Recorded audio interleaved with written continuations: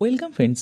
হর ঘর তিরঙ্গা নিয়ে 15টি গুরুত্বপূর্ণ কুইজের প্রশ্নোত্তর নিয়ে আজকের আমাদের এই বিশেষ পর্বের ভিডিও। প্রথম প্রশ্ন, হর ঘর তিরঙ্গা অভিযান প্রথম কোন সালে শুরু হয়? সঠিক উত্তর 2022 সালে। পরের প্রশ্ন, হর ঘর তিরঙ্গা অভিযান কার উদ্যোগে শুরু হয়? সঠিক উত্তর ভারত সরকারের উদ্যোগে।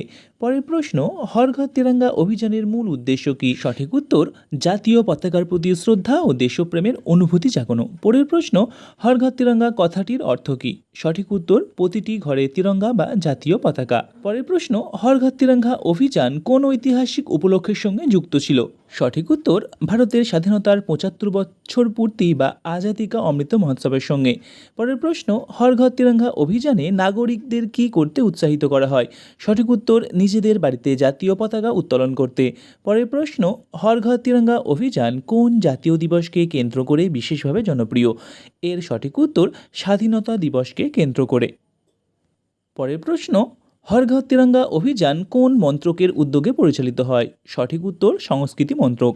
পরের প্রশ্ন, ভারতের জাতীয় পতাকার নকশা কে তৈরি করেছিলেন? সঠিক উত্তর পিঙ্গালি ভেঙ্কাইয়া। পরের প্রশ্ন, ভারতের বর্তমান জাতীয় পতাকা কবে গৃহীত হয়? সঠিক উত্তর 22শে জুলাই 1947। পরের প্রশ্ন, ভারতের জাতীয় পতাকার দৈর্ঘ্য ও প্রস্থের অনুপাত কত? এর সঠিক উত্তর 3:2। পরের প্রশ্ন, ভারতের জাতীয় পতাকার সাদা অংশের মাঝখানে কি রয়েছে? সঠিক উত্তর নীল রঙের অশোক চক্র।